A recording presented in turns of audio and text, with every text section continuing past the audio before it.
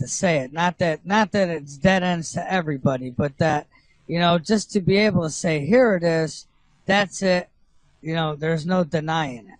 And because people could always argue with the evidence, right? Well, yeah, the big problem is, and again, I have to repeat myself from earlier. First off, this is something that I wouldn't have gotten into at all. I just wouldn't have touched it. I didn't need it. I wouldn't have touched this with a 50-foot pole, until I started looking at these extraordinary events. Again, the loss of all the money, the gold, the changes of government almost at a given point in time. You got to remember 1983 that we were talking about. That may have been the time when somebody finally, a little group of scientists finally came into the White House and said, we got bad news. It looks like this thing's real and it's coming back. And the potential is this and that, and the new infrared telescopes is showing it, and what are we going to do? We can't stop it. We can't change it. Previously, we've been able to read stories about this thing as a mythical kind of a deal, and maybe it was and maybe it wasn't. That's what you're talking about. Maybe it exists, maybe it doesn't. Can you prove it? And it was always mythological almost. And there was big stories written many years ago in Look magazine and Life magazine and all these important papers at that time, and the television, and they said that it looked like there was something out there, but that don't worry about it because it's 50 or 70 years away. Well, that 50 or 70 years that they talked about back then has now passed. Okay, so now it's closer to, and from galactic measurements, our backyard. And by the way, and I touched base on a few before I finished what I was talking about, the sky disk thing. I started, because trying to cover all bases before I even dared open my mouth. I wasn't going to put my name on something that was going to just really not have a lot of proof behind it. And I'd end up looking like a jerk after a very well-respected career here for the last 30 years. I've been there, done that. The bottom line, and like I say now, this is terrible for Bob Fletcher, because if I'm wrong, okay, if I'm wrong on what all this looks like and everything, if I turn out to be wrong, well, then I'm a jerk. I'll be the fool of the year, and I can get some kind of an award or something like that for being the biggest jerk that rolled down the toilet.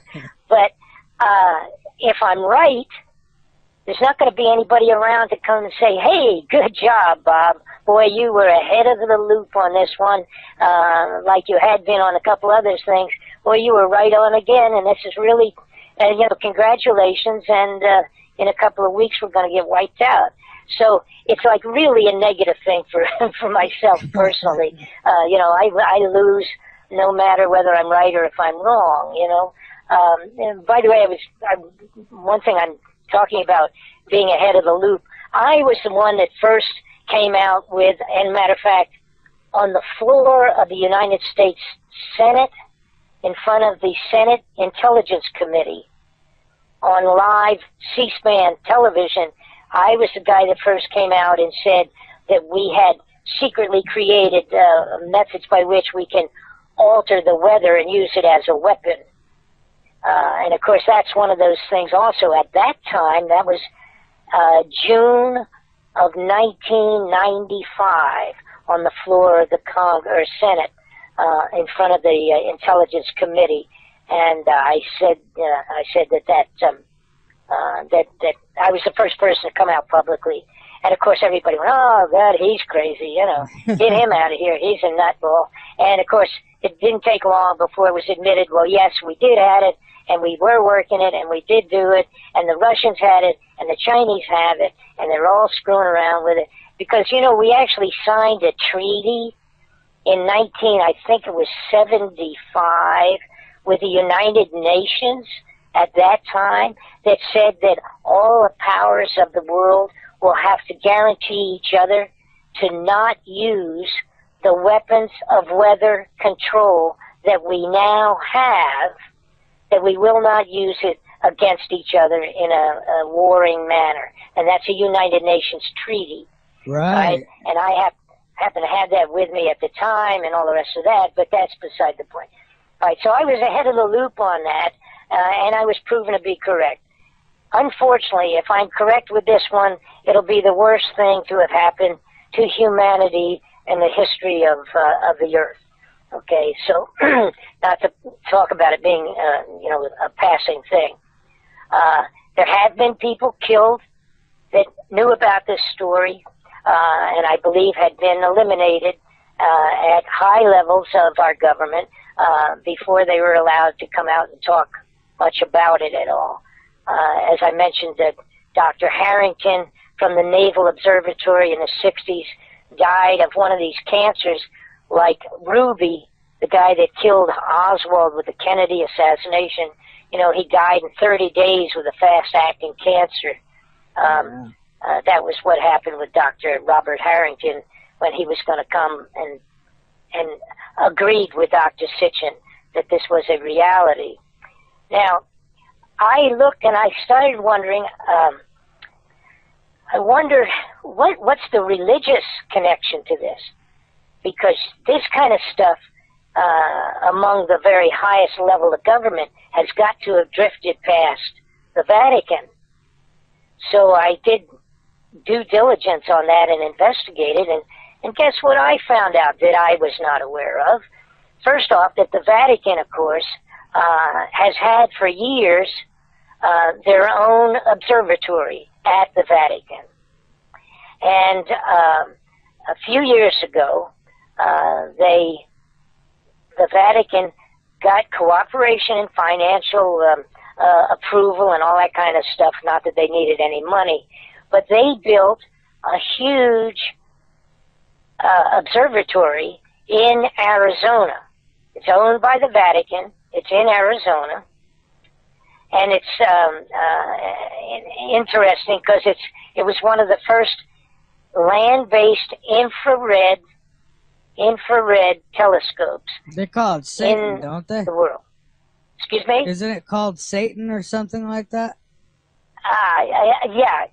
Interestingly enough, the name of that telescope, which can see Nibiru because it's infrared and powerful, it's called Lucifer. Oh, Lucifer. Right, it's called Lucifer. How about those apples, folks? So we got the Vatican has a huge infrared telescope. So they're involved. The Vatican is involved. They know about it. They know when it's going to be coming, as close as anybody else knows. They're obviously not going to say anything either. But they did come out also, a while back and said that if aliens exist, that the Vatican understands that we would have to bring them into the family of humanity, and of course they would all be God's children. They made that a while back, and they actually made a couple of statements relative to that. And we have to remember this period of time, the 83 that we were talking about, and that's about the time when they were deciding to put this telescope in Arizona, owned by the Vatican. In that period of time was when Ronald Reagan made that famous speech on the floor of the United Nations, when he said that how he wondered if all the people of the world would come together if we had to all fight off an intergalactic, an interterrestrial kind of a problem, if it was to come upon us, that was an alien of some sort. And he didn't necessarily mean alien people, although maybe he did. But he was talking about Nibiru and this relationship as being an intergalactic type of a problem that we may have to face. That was 83, that same period of time that we were talking about. Now, let me get back to this extraordinarily interesting thing called the sky disk. Okay. In 1999, there was a discovery that was made in Germany at an archaeological site. Now, there was in Germany 1,000 years before Christ, BC. There was what actually was a star-gazing location built very much like the Stonehenge. It is a circular location where apparently during the Bronze Age, 3,000 years ago, they were watching the stars, and they were keeping track of all the goings-on in the heavens and all of that. It's an extraordinary archaeological discovery. And at that site, they discovered, actually, they caught a couple of grave robbers, if you will, that were trying to sell this particular item that had been dug up at the location of this particular site in Germany. And it was given the name the Sky Disk. And this was a Bronze Age piece of bronze. It's like the equivalent of a shield, so to speak. It's about 14 inches, 12.5 to 14 inches across. And it is a complete layout in bronze and highlighted in pure gold, well, or as pure as it could have been at that time, gold inlay. And it shows and describes the actual crossing of Nibiru, causing a solar eclipse in the morning, and it also shows several other galactic structures and setups of the stars, of where they were located and all of that. All of the locations of the stars had been put into a modern computer, and it was able to give an exact date to indicate that it was, in fact, 3,600 years old when it was created. And it's the equivalent of what I would call like a drawing, a sketch drawing, if you will, of the event that took place. And it was a 3-hour eclipse of the sun by a giant physical body that they did not obviously know what it was. And it passed in front of the sun, between Earth and the sun. It blacked it out. Now, the reason with the brand new computerization now, if you take the locations of all the stars and the galaxies, the planets, and the planets that are indicated on the plate, you take that and feed it into a computer program we have now, it will give you the exact date, exactly right. As a matter of fact, in this case, down to the fact that it was 8:30 in the morning when the event took place, and it was 3,600 years ago. And the metal of the object itself has been verified, and also it indicates, which is very interesting, it indicates one of the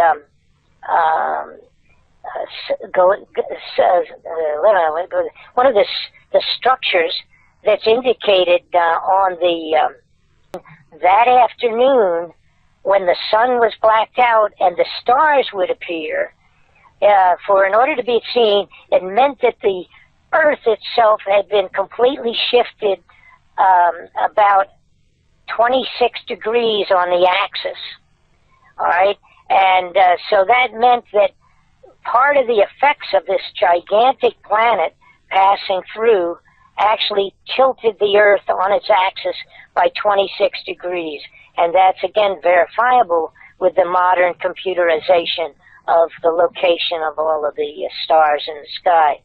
So there we have an extraordinary little piece that you add that to all of the written material of the Bibles and all the rest of that, it would appear that Nibiru may return. Well, let me back up on this. It appears that if it passes close by again soon, that it will first be seen in the sky as a new star. It'll, of course, obviously at first appear just as one singular star moving, okay? If you watch it night after night, you could see that it was coming closer. And it would get bigger over the next couple of months. It's anticipated it would be seen in December of the year that it returns. It will be seen in December. It is anticipated because of previous writings of when the originally came by and caused all of its havoc previously, that it was done in April and May, the time of religiously from the time of Passover. So the first of it would be seen as a star in December, and then you would have January, February, March, it would be getting bigger, and then April and May would be the period of time most likely that it would pass closest between the Earth and the Sun. It would go around the Sun and go back out the other side, completing its orbit, and head towards outer space. Now, the question is, the big question between people that agree that this probably is going to happen, there are a lot of little things. There's changes in calendars. You know, they've gone through 3,000 years of calendar adjustments. And also there's a difference between the Chinese calendar and the Roman calendar and the English calendar, et cetera, et cetera. So that makes a difference. The time period of 3,000 years, obviously there are a lot of variables to affect things that way. But the consensus turns out to be this. It will be seen in December and then pass close by April or May of whatever year it is that this is coming in. Many people believe that the most likely time would be this December or the next December. Less likely would be another year or two away. So the concern is of people that have been studying this besides myself, and I'm actually studying many other people's work on this. The opinion is that it may be seen this December. If it is not seen this December as a new star headed inward, December, January, February, then we have probably another year to bite our fingernails, because the belief is it'd be between the April and May of 2015 or April and May 2016. And that's the next, within the next 3 years is what we're talking. Now, as far as the ramifications of this thing, again, you know, you're looking at the loss of potentially loss of all power. You know, if we lose, even if there's a solar activity, if we have one solar flare big enough to punch through one of the very large holes that we now have in our protective magnetosphere, which usually keeps all that stuff out from Earth. If we have one good solar flare that punches its way through, it shuts down the power because of this thing, then the power is all going to be off, and it'll be off for, even if that was the only thing that happened, the power could be off for 5 years, 10 years. All right. The other things, of course, is the worst of it's going to be the meteor showers, which would be unbelievable. And then the thing that I haven't spoken about at all yet, which would be actually starting pretty early in the transition of this thing, would be the dragging the oceans like Noah's floods, dragging the oceans right out of the seabeds. You have to remember, the moon is what drags our tides, drags the oceans in and out 10, 15, 30 feet every day, in and out as the tides go. That's gravitation of the moon. And, of course, the sun's gravity also. But if you can imagine something with the power of 1,000 beyond that, it literally will drag the oceans out of the seabeds and wash over every single coastline.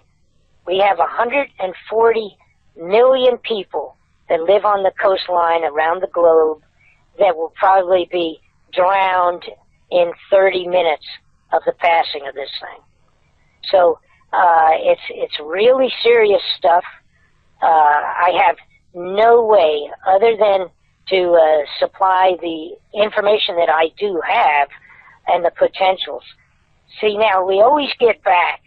I have to go back and say, if somebody can come up with a good reason of where the gold is gone, why we have built 103 underground facilities, why we have dates for the last couple of years that have become imperative on when the dried foods were delivered to these underground locations, why we are spending money for riot control, supplying the police forces with military armament of all sorts, and why we are spending millions, actually billions of dollars on weapons and bullets and machine guns for all of the bureaucratic offices around the United States.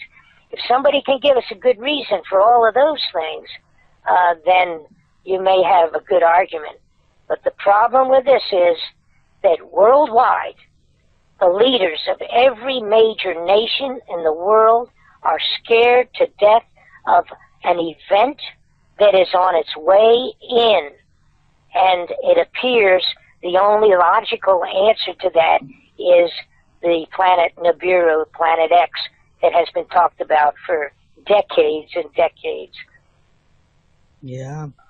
So now I'm looking on your website here, and I'm looking at some of the pictures.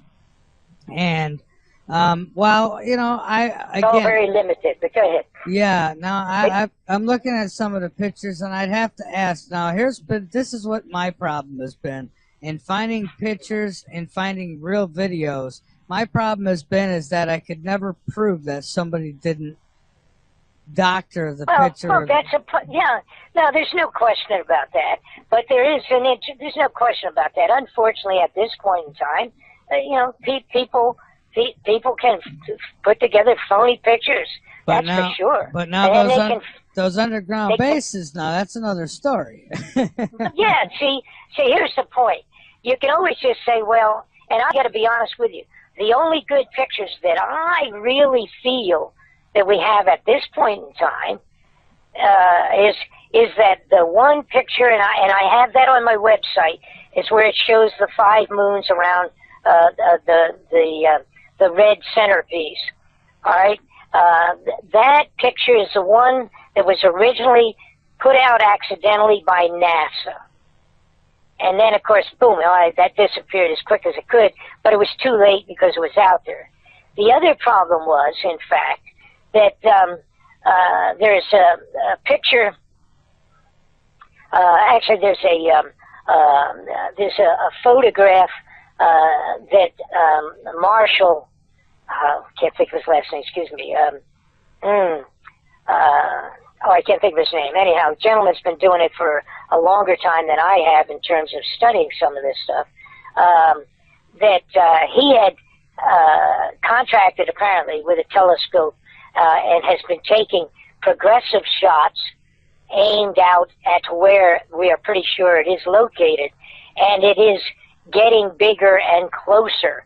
And that's been actually this fellow used to work for CNN, and he got off a couple of years ago and started getting into this when he found out things that he wasn't supposed to find out about at CNN. But the other good picture that is really was a shocking event. Originally, NASA had a setup with one of the new infrared telescopes that was floating out there, intentionally put out to find Nibiru, and it located it, and there was up on the program that you can go up and see the outer space, but you can also look up your neighbor's backyard and all the rest of that. That actually had a great picture for a few days, and it also gave the latitude and longitude in space where people could go out and you could dial it up yourself and look at it. And what they did when a couple of people saw it, and they said, that's Nibiru, it fits everything on Nibiru, and people started copying it onto the YouTube. This NASA went out and they blocked off on the space program, their own Google Space, on the Google Space program, they blocked off a section in outer space.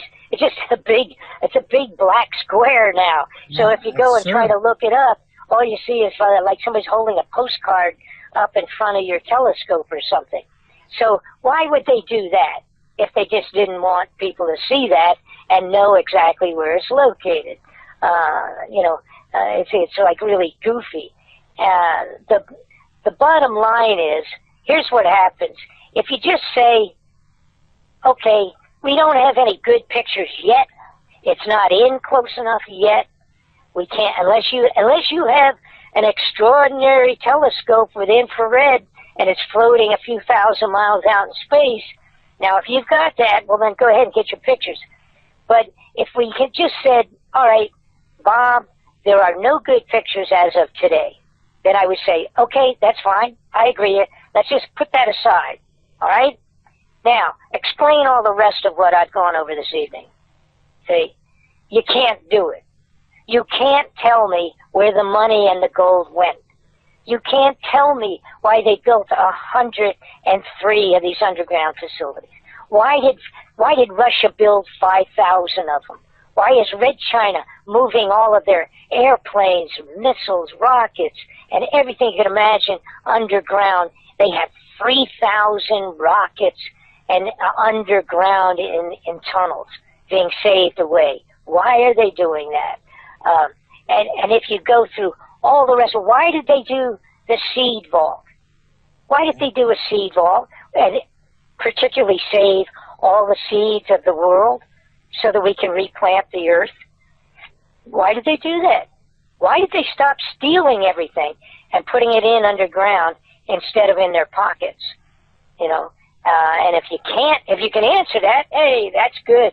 And I would be very happy, because it would be nothing better than for myself to be wrong on what I'm doing. In other words, just to be in error on 5,000 different things that's going on, and looking at them all incorrectly. But that's what's happening. You can also ask why so many underground facilities, and we're not talking about just shelters here. We're talking about the literal, like, cities below ground. Oh yeah, no, they're gigantic. And I have now, and I have to repeat this now. My DVD that explains all of this took me 3 years to put this thing together. It's extraordinarily in total, and it covers everything, starting way back when and coming up to last month. Okay, it's 4 hours long. It's 2 DVDs. It explains all of it, and it has the pictures, moving pictures, underground facility moving pictures. It explains the levitation trains that they have inside. I have up on my website, I think it's up now, the list of all 103 locations of all of the facilities. I have the pictures inside the facilities. We have all of that in there. It's a 4-hour DVD. It's $24.95. So all I can tell you is everything is there. Everything's on the DVD. If you're interested in it all, I beg you to get it so that you will be ahead of the loop And I don't know what else I can say. When I finally came to the conclusion that there was no other answer other than the fact that this thing is coming back in, we will never be told. Here's what's going to happen now. This is the rest of it.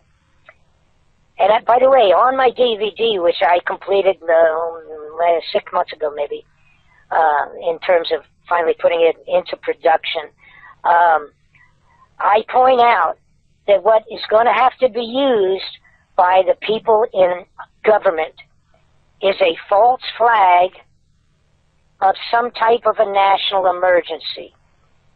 They have to have the national emergency in hand, in place in the United States of America without telling people about Nibiru coming in. And I put in there, I predicted this because it was an analogy. It's not some kind of a psychic prediction. This is a logical prediction of an investigator for 30 years. They will have to use some major event like a thing called Ebola to do the national emergency, or a terrorist event from a group called ISIS to do the national emergency. I think they're going to do both. Or a war breaking out with Russia pushing itself too far, or something else with the Red Chinese.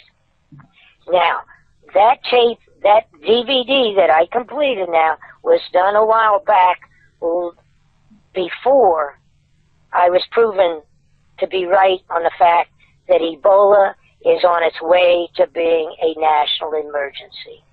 Now, once they do that national emergency, then it's in place. Whether they ever say anything about the Planet X Nibiru coming back or not, it's not going to make a difference, because by the time people find out about it, it'll already be under martial law in the United States of America. The Constitution is automatically suspended. That paperwork's been signed by, actually been signed by every president for the last 7 or 8 or 10, as far as that's concerned. But Obama signed the update on it several months ago with the ability to do that, suspend the Constitution, national emergency for whatever reason. It will not be Nibiru, because he cannot tell the people. It's one thing to tell people they can't go out of their house because of a germ, as opposed to saying we got martial law because the globe is going to be bombarded with meteorites and flooded across every single coastline on the globe. You will never hear them announce that until it's too late. Period. You will see it. You will be able to go out and see it in your backyard before they ever announce it. But it's going to be, we will be in martial law before that time. And of course, I knew nothing 6 months ago finishing up this DVD. I knew what it was going to be, but I did not know that it was going to end up being Ebola. And it looks like that damn well might be what they use. Yeah, you know, and I've been saying this too, that this, I've got good friends who have done great work on this, Dr. Horowitz being one of them, with Ebola. Sure. And it's a bioweapon, and it's going to be used. It is being used, for one, for still fear in people, and for another will be for forced vaccinations, which God knows what the But it's going way beyond that. See, if you didn't know, if you knew nothing at all about the potential of the Nibiru problem, if you didn't know anything about that, see, then you'd be watching and say, well, this might be a phony thing. You know, I believe the AIDS, the same as Dr. Horowitz, I believe the AIDS, as a matter of fact, I found the congressional record where the scientists requested the funding of $10 million to create AIDS on the floor of the Congress. I've got that. I came out with that 15 years ago, 17 years ago. You know, there's no question in my mind that the AIDS thing was synthetic and was created and introduced into the homosexual community and then went from there. And they created cancer viruses as well. They were looking for a vaccine for cancers, and they wound up stumbling upon a virus that they could actually inject in people. Sure, and see now here we get back to the same question. So if you can question, you can say, well, gee, I'm not sure about this Planet X, and we don't know about the pictures, and they could be real or they could be phony, and when it's really vivid to everybody, then obviously it's too late. You can put that same question always back, even on what we were just talking about.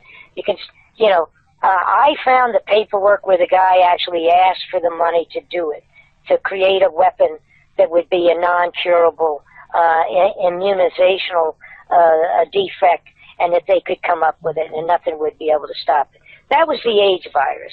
Now, I can't, beyond that, I don't have any motion pictures. I don't have the confessions of the guy that did it. We're never going to get the confessions of how they introduced it through the World Health Organization or any of that. That's the same question you can ask today about Nibiru. All I've done is put all the facts together. And then again, if somebody can show me a good reason for all the rest of that stuff that's out there, and then convince me that it's not because there's a galactic surprise coming in from left field, I would love to have somebody prove that to be wrong, but they can't do it. Nobody can make sense out of 103 facilities buying all. A couple of years ago, when people were trying to buy it, when wholesalers were trying to get the dry foods for survivalists, they couldn't get their orders filled because the government for 2 years was buying 95% of everything was produced. What's wrong with that picture, folks? Where do you think they're going with it? Look at all the ammo they purchased also. Yeah, right. Why are they doing that? See? Why are they doing it? I'm going to tell you why they're doing it. I'm going to do it because when the stuff hits the fan, they're going to have to shoot American citizens in the street that are going to be going crazy rioting because they need food and water and every other thing to try to protect themselves. And the government, they're going to be gone, sports fans. And if you even get a notice, if you get a my dear fellow American speech from the president relative to this, which I don't think you're ever going to see it. I don't think they're ever going to come out and say, uh-oh, sorry about that, surprise, there's a thing coming in next month. That's not going to happen.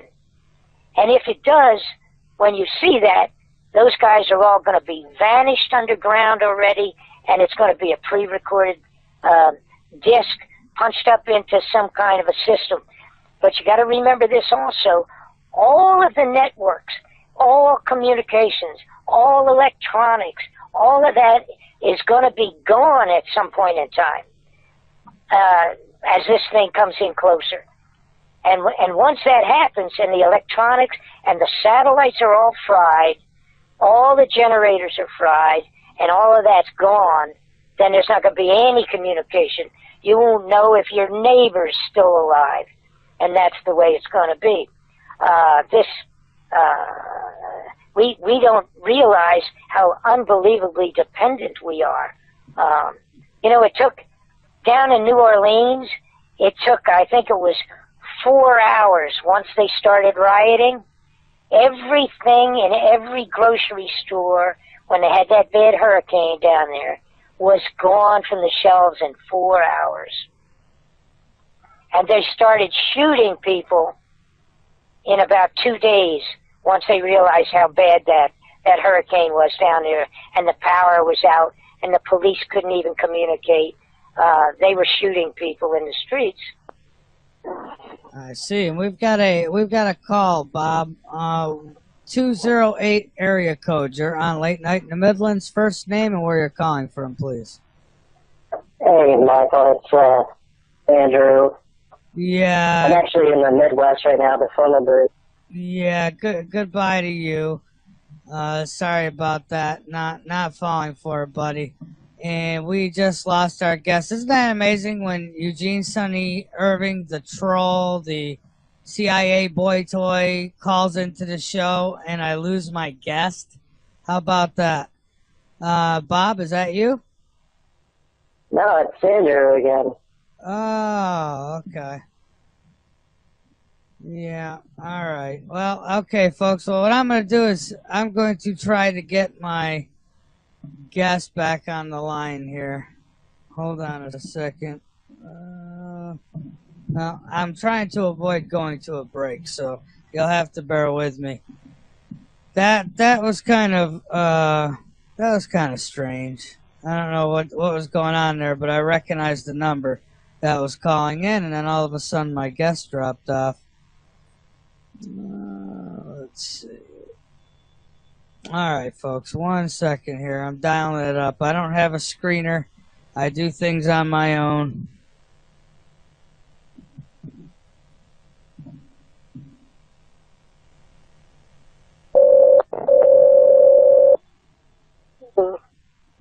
Hello, Bob? Yep, you're back on? Yeah, we lost you. I had a call was coming in, then we had another call coming in. I recognized the number to one of them, and not a nice person. Okay. Yeah. Well, that's neither here nor there. We lost somebody maybe we didn't need. Yeah. Okay. Do you have a good question? Is there a question that you can repeat, or where are we at? Well, no, you were explaining. We were talking about the underground facilities and all the things that they're doing. And, you know, good luck to anybody explaining why they're doing these things outside of... That the problem is, again, and by the way, for those people that, and I mention this only because I'm not necessarily a follower of this, but it was something that came across my desk and I realized how amazing it was. But, you know, Nostradamus, in his predictions of different things, there's some people strong believers in that stuff, some people don't believe in it at all. If you only had that to depend on, I wouldn't want to even talk to anybody about it. But Nostradamus talks about this in several of his predictions. Also, there's, are you familiar with the English, I don't know what she was exactly, I guess you just call her maybe a psychic, I'm not sure. But Mother Shipton, are you familiar with Mother Shipton from the England in the 1400s? Is this the one that had some secrets from the church?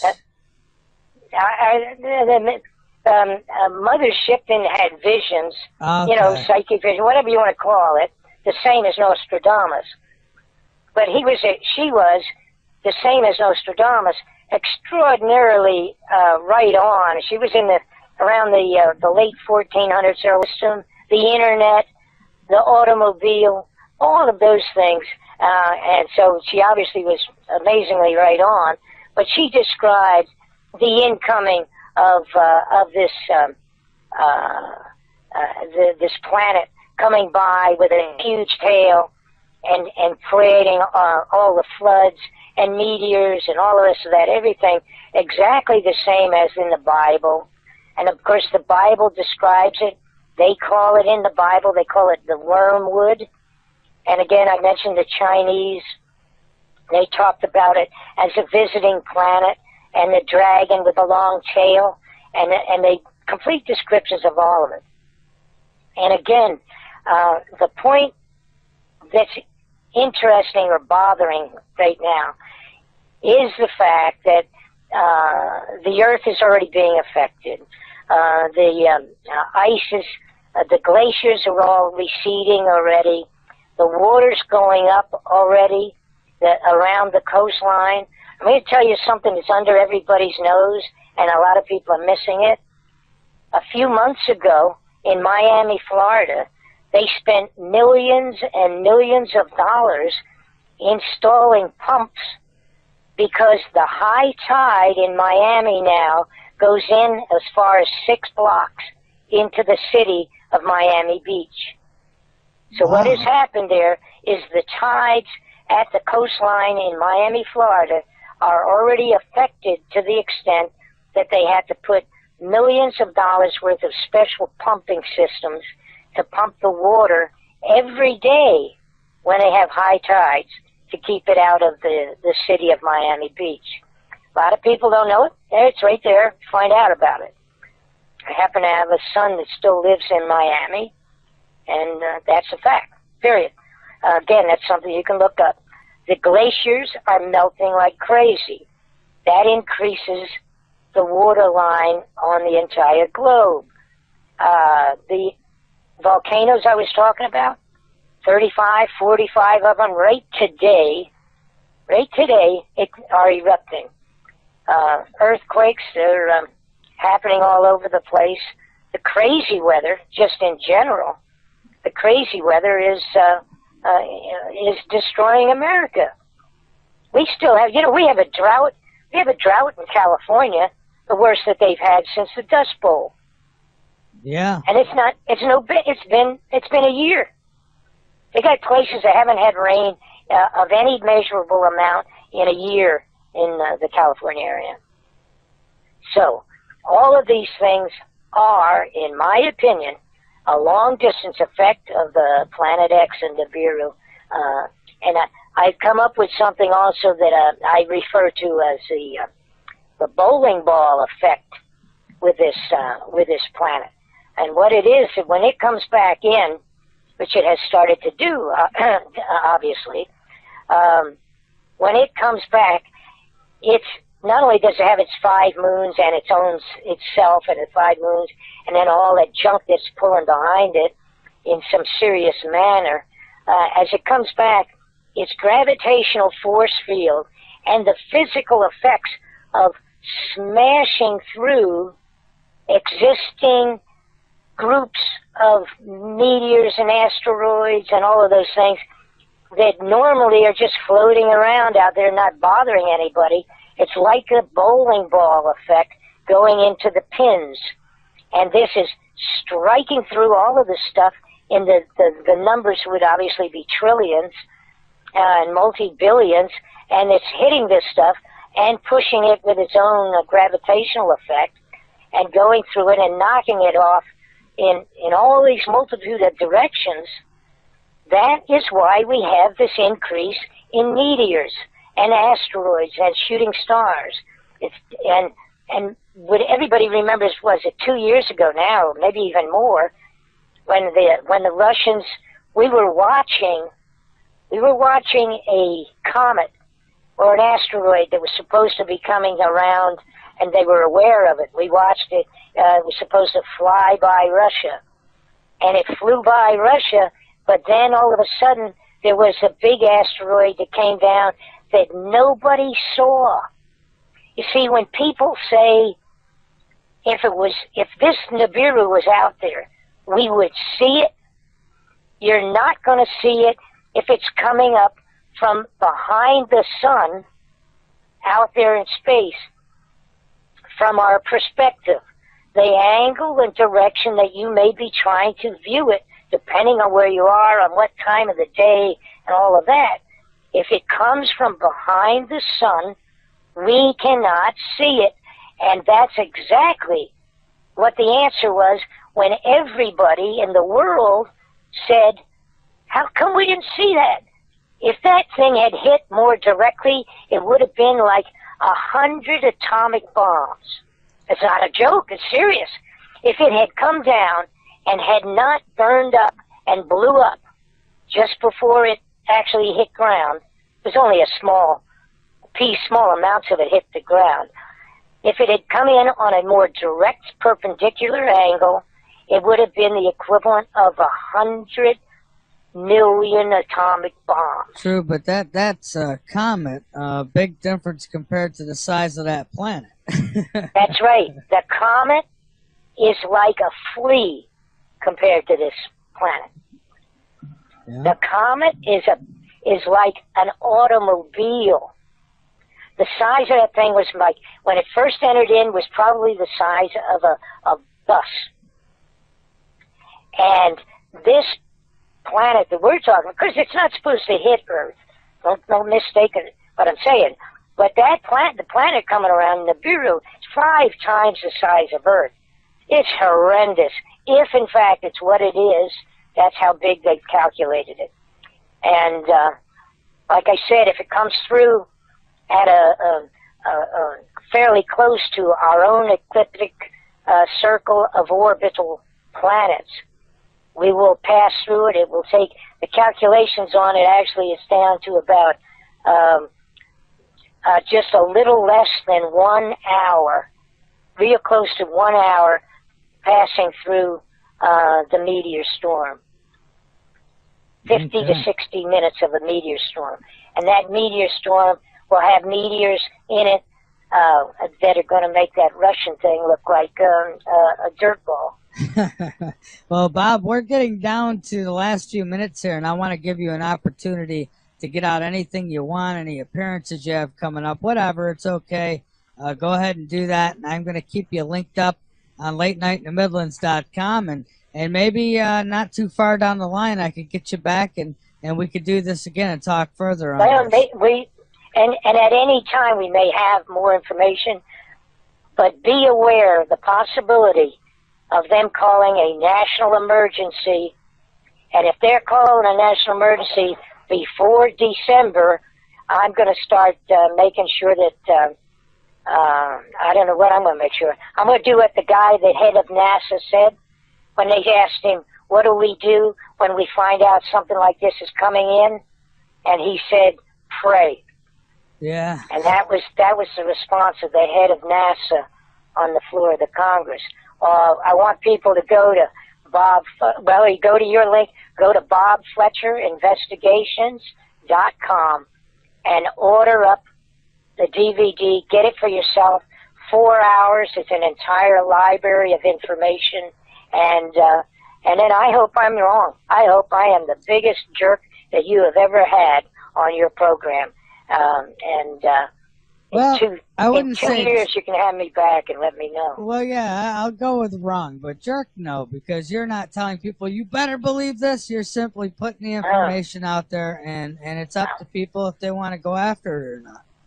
I just personally feel, number one, I don't like them lying to us and stealing our money.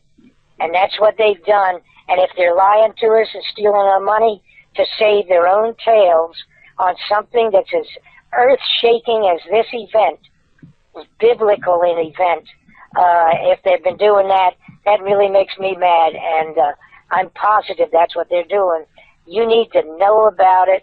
I can't give you instructions on what to do other than take a good yoga class so you can kiss your own butt goodbye when it hits the fan. There you go. Well, Bob, thank you so much for being a guest tonight.